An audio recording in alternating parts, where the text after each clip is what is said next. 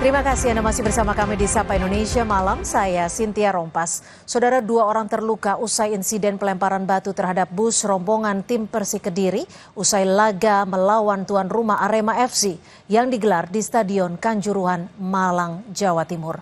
Polres Malang memastikan pihaknya segera menangkap pelaku pelemparan dan mengusut tuntas kasus ini. Bus rombongan yang mengangkut para pemain dan ofisial Persik Kediri dilempari batu pada Minggu malam. Manajer Persik Kediri Syahid Nur Iksan bilang, insiden ini terjadi di gerbang keluar Stadion Kanjuruhan usai melawan Arema FC. Korban luka diantaranya pelatih dan asisten pelatih Persik Kediri. Tadi ketika kita perjalanan pulang, begitu keluar stadion, ada insiden pelemparan yang dilakukan oleh oknum mungkin, tapi sudah ditindaklanjuti oleh pihak kepolisian. Kami menyerahkan sepenuhnya kepada pihak kepolisian. Kami menyayangkan saja apa yang sudah dibangun teman-teman Arema FC. Dari Aremania sendiri sudah membangun citranya supaya bisa bermain kembali di Kanjuruhan, bisa terjadi insiden seperti ini kembali. Kapolres Malang AKBP Danang Setio Prambudi Soekarno memastikan pihaknya mengusut tuntas kasus penyerangan ini dan menindak pelaku serangan. Pokoknya apapun insidennya kita akan usut, kita tindak tegas dan mudah-mudahan tidak akan terjadi lagi. Dan ini saya mengimbau pada seluruh Aremania, Aremanita, pada seluruh masyarakat warga Malang, mari kita cintai, mari kita dukung Arema ini biar makin berkembang, makin bagus mainnya, dan ini untuk bersama. Insiden-insiden seperti harusnya tidak boleh terjadi lagi.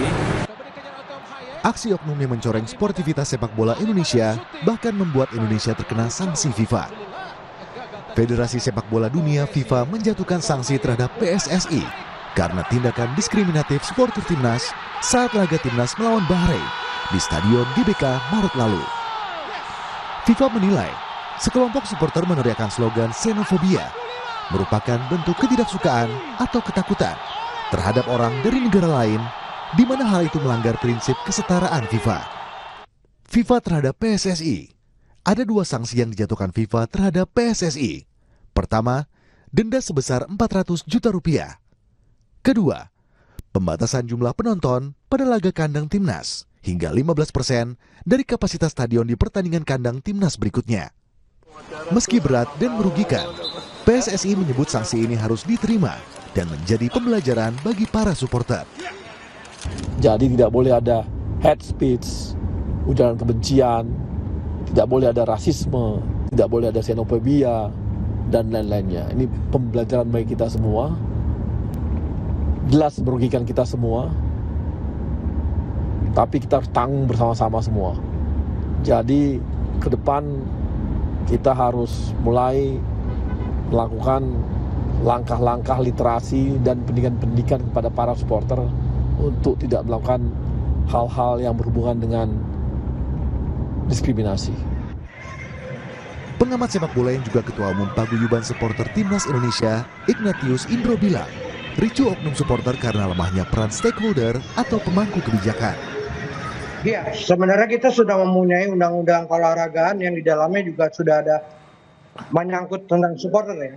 Namun sampai saat ini belum ada aturan turunan yang dibuat di bawahnya agar bisa memaksa seluruh stakeholder sepak bola Indonesia untuk melakukan edukasi terhadap supporter. Ya. Ini yang menjadi masalah sebenarnya. Masalah supporter selalu terulang. Edukasi supporter sebagai bagian penting dari sepak bola nasional harus ditanamkan. Tata kelola sepak bola hingga supporter yang baik jadi kunci agar sepak bola tanah air semakin maju. Tim Liputan, Kompas TV. Saudara, bus Persik Kediri dilempari oknum supporter usai melawan Arema FC di Stadion Kanjuruhan, Malang, Jawa Timur. Insiden ini terjadi tidak berselang lama dari jatuhnya sanksi FIFA ke PSSI, juga akibat ulah supporter timnas. Mengapa supporter sepak bola kita masih melakukan tindakan seperti ini? Kita bahas selengkapnya bersama Koordinator Save Our Soccer, Bung Akmal Marhali. Bung Akmal, selamat malam. Terima kasih sudah bersedia di Sapa Indonesia Malam. Bung Akmal, kalau kita melihat apa yang terjadi belakangan ini, sepertinya ada PR besar dari PSSI untuk menertibkan atau juga mengedukasi para supporter bola kita. Ya, masalah supporter adalah masalah yang merupakan fenomena gunung es ya untuk sepak bola Indonesia. Kejadian berulang, anarkisme, vandalisme, seperti tak menghadirkan efek jerah buat supporter sepak bola Indonesia. Sampai kemudian terjadi tragedi Kanjuruhan 1 Oktober 2022 yang menewaskan 135 orang meninggal dunia, sampai kemudian dibentuk tim gabungan independen mencari fakta, dan kebetulan saya salah satu anggota di TGIF ketika itu. Tapi meninggalnya 135 orang faktanya belum memberikan efek jerah juga buat supporter sepak bola Indonesia dalam kaitannya melakukan aksi-aksi yang anarkis, vandalisme, pengrusakan fasilitas umum, membahayakan nyawa seseorang, sampai kemudian yang termasuk sikap-sikap rasis, mencaci, memaki, kemudian membuat atau menyebut orang dengan nama-nama binatang. Ini masih banyak terjadi di sepak bola Indonesia.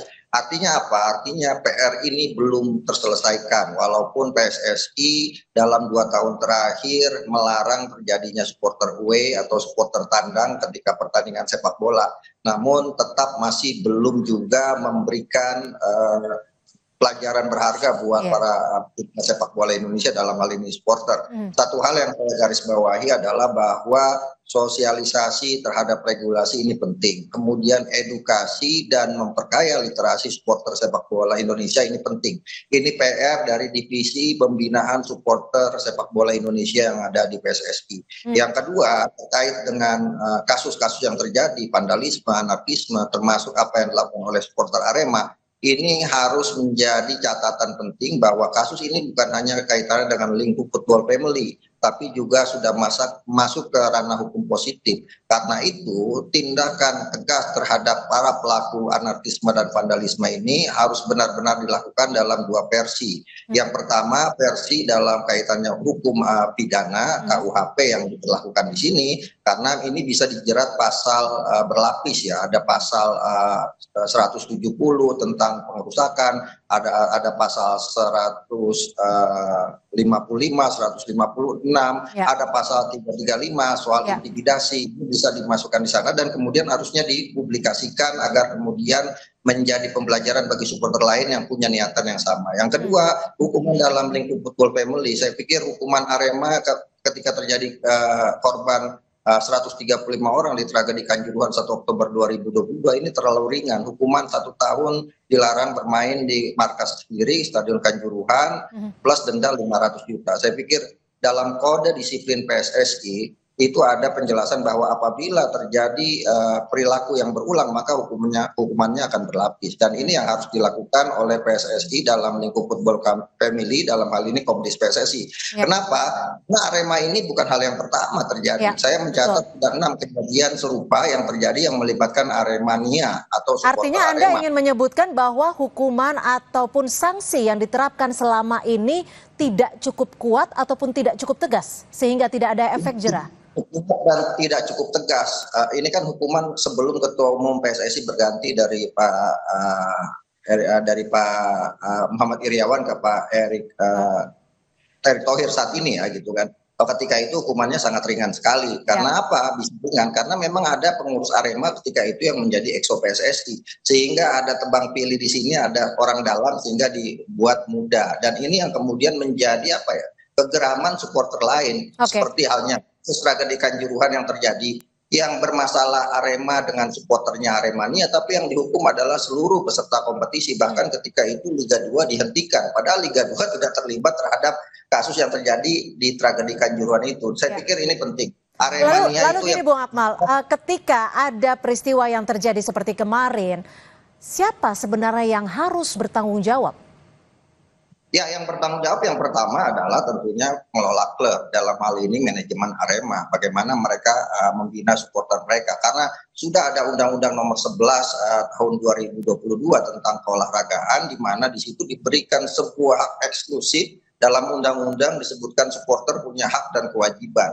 haknya bisa menyaksikan timnya yang bertanding, kewajibannya menjaga ketertiban. Artinya supporter Aremania yang melakukan pelemparan terhadap bus Persik Kediri ini telah melakukan pelanggaran, dalam hal ini sudah melanggar kewajibannya untuk menjaga ketertiban, keamanan. Nah, ini yang harus dihukum dalam lingkup Undang-Undang Nomor 11 Tahun 2022. Di PSSI juga punya FIFA Safety and Security Stadium, di mana panitia pelaksana pertandingan diwajibkan untuk bisa menjaga keamanan tim, baik itu tuan rumah maupun tim tamu, dari saat sedang, akan, dan setelah berlangsungnya pertandingan. Apabila ini tidak bisa diberlakukan, maka tuan rumah harusnya mendapatkan sanksi yang berat. Jadi yang pertama menjadi problem adalah, atau yang harus bertanggung jawab adalah manajemen klub tersendiri, di mana di Undang-Undang Nomor 11 juga sudah ditetapkan bahwa sudah waktunya supporter sepak bola Indonesia itu berbadan hukum, sehingga kemudian apabila ada kasus yang terkait vandalisme, anarkisme, atau hal-hal yang merusak sportivitas sepak bola, maka badan hukumnya bisa dikenakan hukum, baik itu hukum football safety maupun hukum pidana. Ya,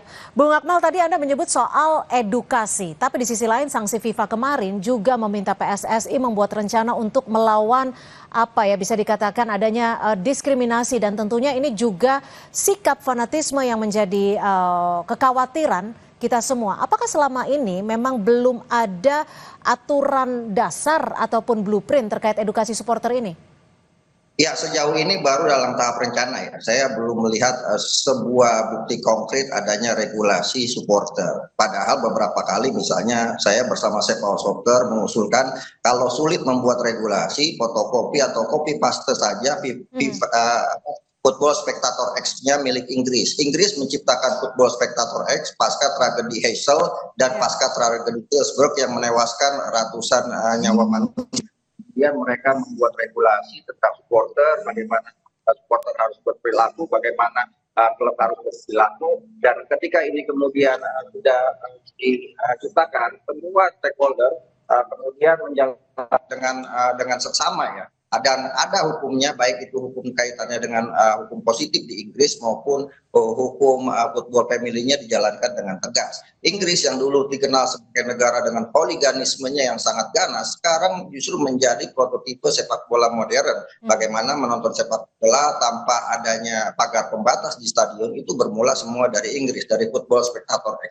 Nah, sekarang sudah ada paguyuban supporter nasional yang kemudian digagas untuk membentuk atau membuat regulasi supporter. Tapi sejauh ini saya lihat belum ada bukti konkret hasil dari rumusan-rumusan yang dilakukan. Bahkan jangankan untuk sosialisasi, dalam bentuk wujud yang nyatanya saja belum ada, dan ini menjadi PR.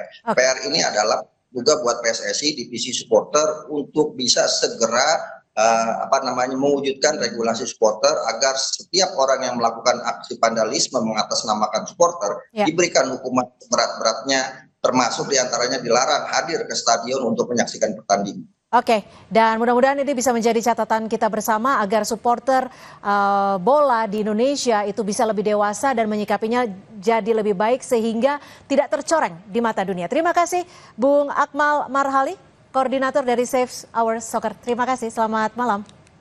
Selamat malam, salam sepak bola Cynthia. Salam sepak bola. Saudara, informasi lainnya di Sapa Indonesia Malam masih akan kami hadirkan selepas jeda. Di antaranya puncak perayaan Waisak 2025 digelar di Candi Borobudur, Magelang, Jawa Tengah malam ini. Perayaan Waisak di Komplek Candi Borobudur ini akan diisi dengan pelepasan ribuan lampion ke udara.